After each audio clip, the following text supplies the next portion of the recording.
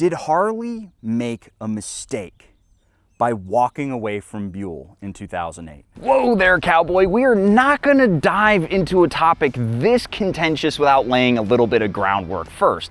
See, everybody has their own opinions about what went down between Buell and Harley, and you're probably already typing it down below. And if you are, stop, give me a second. You see, I don't even think that's the most important question to ask. I would rather know what the fuck the world's biggest cruiser company would want with some small sport bike outfit in the first place. It might be hard to imagine given how nowadays every single piece of Harley news is bad news, but back in the 70s, Harley had a 75% market share in heavyweight bikes in the US, but by the end of that decade, that had dropped to 25%. So like any good company trying to protect their monopoly, they innovated and made a better product. No, obviously I'm joking. They went to Reagan and had tariffs slapped on every Japanese motorcycle over 700 cc's. Now there absolutely is an argument to be made that Japan was just dumping motorcycles at prices Harley couldn't compete with. It's functionally what happened to the US TV market. But the point of a protectionist tariff like that isn't necessarily just to make the competitors more expensive.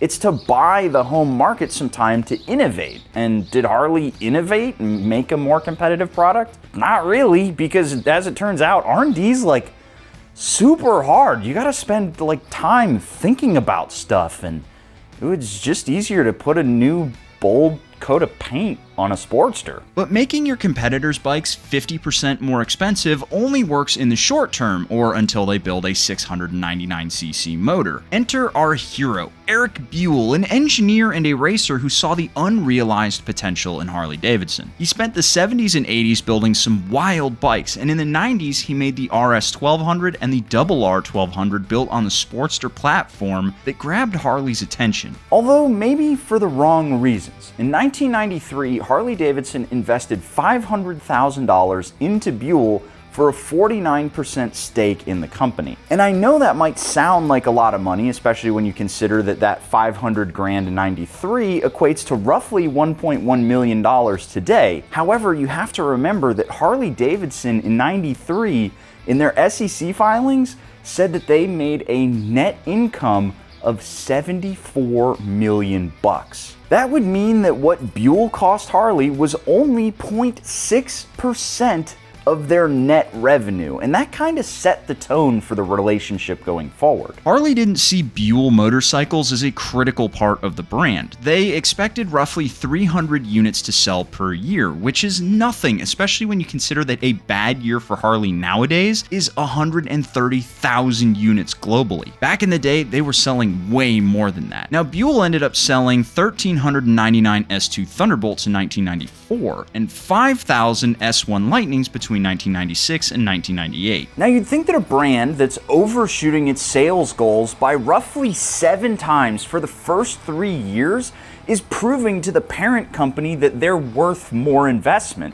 The thing is Harley apparently didn't see it that way, and the question is why? You see, the way Harley-Davidson saw Buell was not as its own independent brand, but as a stepping stone into Harley-Davidson. The idea was that somebody would walk into a dealership one year, pick themselves up a Buell Blast, and then instead of upgrading to something like an M2 Cyclone, they would come back in, sell that Blast, and get themselves a Sportster, a Dyna, a Fat Bob, or a Dirty Sanchez. The plan wasn't for Buell to have its own reliable upgrade path like you see in most other motorcycle brands, where you start on the small one and work your way up to the leader bike. Instead, somebody would buy a Buell, doesn't matter what one, and then a few years later they would move from the Buell to a Harley. In their minds, sport bikes always led to cruisers. So if every Buell customer would eventually be buying a Harley, in Harley's eyes it didn't make sense for Buell to spend a ton of money on development. Harley pushed Buell to build bikes using existing hardware, which in this case meant the Sportster motor, which was air-cooled, overhead valve, and stroke over bore. Not exactly what you would use if you're building a sport bike. But hey, he did it once, why can't he do it again? So with all of those onerous constraints that Buell was working under, how did the bikes turn out? Well, this This right here is a 2008 Buell XB12R Firebolt. And by the way, I'm giving this thing away. Today is the last day you can get entered to win by clicking that link down in the description below. There are only about 100 people signed up to win this bike right now. So if you're interested, you can click that link down in the description below. You have until 11:59 p.m. Pacific Standard Time to get entered to win. But back to the point, I put together an entire video showing this thing off on the racetrack, but I also threw Whitney on this motorcycle to get her opinions on it. So I gotta just probe your brain. When you twist the throttle, what goes on in your brain? Because for me, it was just instant short circuit. I was like, what the fuck is happening here? Because the seating position says go fast. The seating position says ring it out, but the wrist feel and the throttle feel do not say that. Yeah, it's like lug it and then just power out of a corner with all the torque. But then you do this.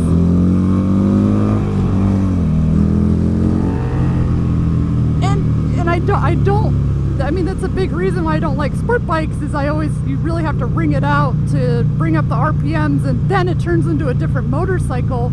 But I've always loved torque first bikes because I get everything that I want, which is how I prefer to ride on the street. And, you know, because this isn't a racetrack, I have access to all of that delivery all the time. I really fucking like this bike. Like a lot.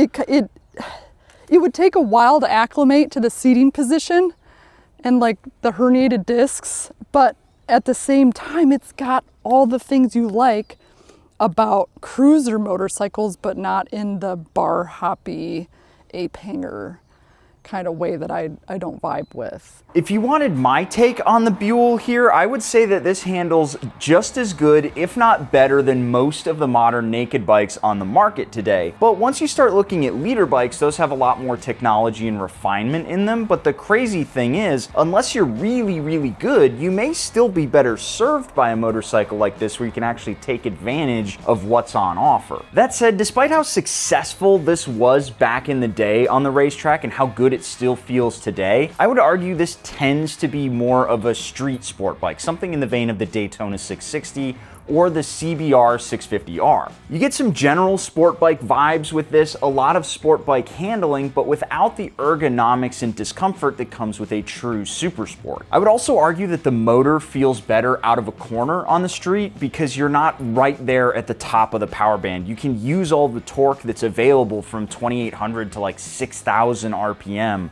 without worrying about lacking that top speed that would be really handy on a lot of modern bigger tracks. In fact, I actually tailored basically the perfect street ride for this motorcycle using today's sponsor, Calimoto. I wanted something that had some nice solid twisties to it that weren't too terribly technical, and some more chill sections so I could just kick back and enjoy the ride. And using their ride planning tools, I was able to knock that out in like 30 seconds. The best part for me is you can actually set up all of the routes on a desktop computer, and then once you save them, they immediately appear on your phone, so you don't have to fiddle with a tiny screen and you're setting all those waypoints. They also just rolled out Android Auto and Apple CarPlay compatibility, so if your dashboard has that, you can integrate it directly into your dashboard, or you could even use it in your car if you wanted twisties and air conditioning at the same time. This is hands down my favorite motorcycle app, and if you wanted to check it out for yourself, you can get 30 days free or 10% off a yearly subscription by clicking that link down below and using the codes that are on screen right here.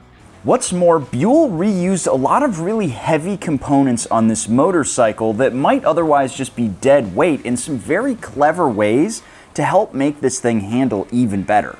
How do you like the weight distribution on it? You know what? It's interesting. I can feel it low. You want to know why that is? I don't know why. Where do you think the gas tank is? Well, when you ask, I'm like, it's not where you say it is. This is big. That's where the gas tank is. This? It's in the frame. Oh, cool. He stored the gas in the frame to help keep the weight more central. That's why the Super Duke feels so, because there's a lump of gas so high up.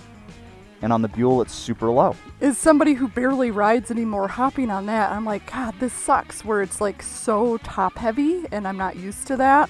and then it messes with your brain.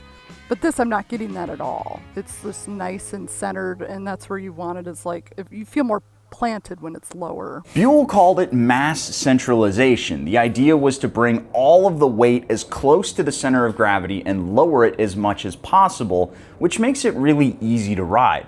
So by putting all of the gas here in the frame, you're reusing parts in an intelligent way, but it didn't just stop there. This swing arm on the other side is actually hollow, and that's where the oil tank is. Most Sportsters actually have a big oil tank under the seat. By putting it down here in the swing arm, it's way lower and it's a lot closer to the motor. But the thing is, if you didn't know what to look for, you'd never find the oil tank. When I did my first oil change on this bike, I was looking for a solid 5 minutes trying to figure out where I put the oil in, and I've changed oil on a bunch of different motorcycles. So obviously these motorcycles are boundary-pushing, performance-oriented machines designed to put the rider first, and Harley-Davidson did nothing but hold Buell back, right? Well, maybe, or maybe not. See, most people think of the average Harley rider as being this aging graybeard who's out there buying their last motorcycle, and that's not entirely accurate. Harley's own data shows that the average buyer of one of their bikes is roughly 45 years old. And that's older, sure, but it doesn't exactly fit with the stereotypical image of the aging geriatric on a tricycle. You see, for a long time, people have been aging out of Harley, but they've also been aging into Harley. If I can play devil's advocate for a minute, the idea of hooking somebody with a fun, sporty bike in their youth and then offering a road glide when they're older has been what everyone has been screaming at Harley-Davidson to do for the last decade. So with that in mind, is it really as arrogant as it sounds when Harley leadership saw these bikes more as a gateway to the more expensive brand? The thing that frustrates me so much about this whole story isn't the fact that Harley-Davidson was this close to being a full-line manufacturer. It's that they critically misunderstood the market they were trying to break into, and it seems they didn't care to learn. We have a very formulaic roadmap that has been laid out over the last 20 or 30 years by the Big Four, where you start with a small bike, move up to a middleweight, then you end up on the Hyper Naked or the leader bike, and eventually you may want to add something else to the stable, a cruiser that's a little bit more chill. There is a time and a place in every garage for a Harley-Davidson, but you can't force it on them. When you try to sell a new rider a sport bike one day and a heavyweight cruiser the next, you end up with the Blast. Harley had Buell cranking out Blasts to sell to new riders and for use in Harley's beginner rider course, and it was financially disastrous. Each one lost money, and the most famous thing about the Blast was a commercial where Eric Buell crushed one in a junkyard. They even sold Blast cubes in 2010 that were signed and numbered by Buell himself, and man, that's insult to injury when you consider that they closed Buell in 2009. In my own weird way, I feel a sort of kinship with Eric Buell. I see so much potential in Harley-Davidson, and I want them to keep pushing the boundaries of what a Harley can be. The Nightster is one of the best liquid-cooled cruisers you can buy out there right now, and it's sold at a great price. And the Pan America is easily one of my favorite adventure bikes ever made. But imagine a world where instead of Buell being this weird, small skunk works completely siloed off from the rest of Harley-Davidson, they were the competition division. If you could walk into a Harley-Davidson dealer today and see a liquid-cooled superbike sitting next to a cruiser, I think all it would have taken is the understanding that there's room in people's garages for more than one style of motorcycle. And if for whatever reason there isn't, it's better to offer them the best possible version of the bike they're looking for than try to convince them to buy one they're not. But at least we got the bikes that we did as a consolation prize, because these Buells are something truly special. And if you want to get your hands on this one, you can click the link down in the description below to get yourself signed up to win. You have until 11:59 p.m. Pacific Standard Time tonight to get entered, and I'll catch you guys in the next one.